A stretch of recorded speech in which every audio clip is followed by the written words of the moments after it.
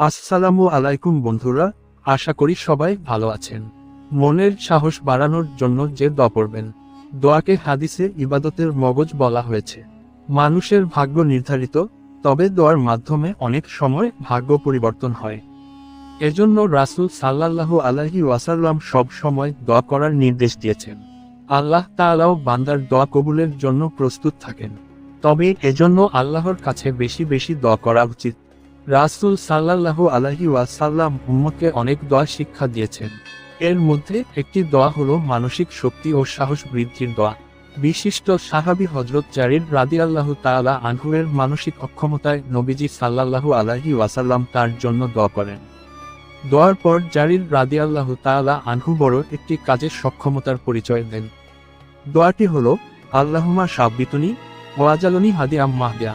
অর্থ, হে আল্লাহ, আপনি আমাকে স্থির রাখুন এবং আমাকে হেদায়াতপ্রাপ্ত ও হেদায়াতকারী বানিয়ে দিন।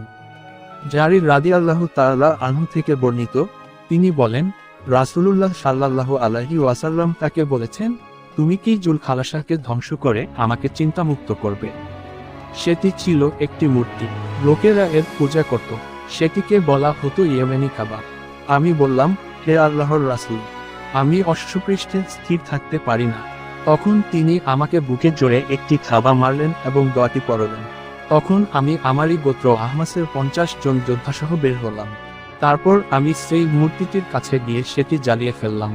এরপর আমি নবী সাল্লাল্লাহু আলাইহি ওয়াসাল্লামের কাছে এসে বললাম, হে আল্লাহর রাসূল, আল্লাহর কসম, আমি জুলখালাসাকে জ্বালিয়ে পুড়িয়ে পাচরাযুক্ত উটের মতো করে আপনার কাছে এসেছি।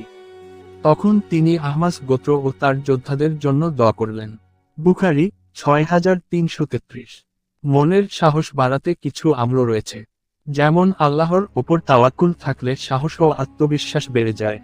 হাসান বসরী রহমতুল্লাহি আলাইহি বলেন, মালিকের ওপর বান্দার তাওয়াক্কুলের অর্থ আল্লাহই তার নির্ভরতার স্থান, একথা সে মনে রাখবে।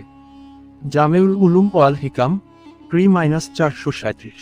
তাওয়াক্কুলের সুফল নিয়ে পবিত্র কোরআনে ইরশাদ হয়েছে, যে আল্লাহর উপর ভরসা করে আল্লাহই তার জন্য যথেষ্ট।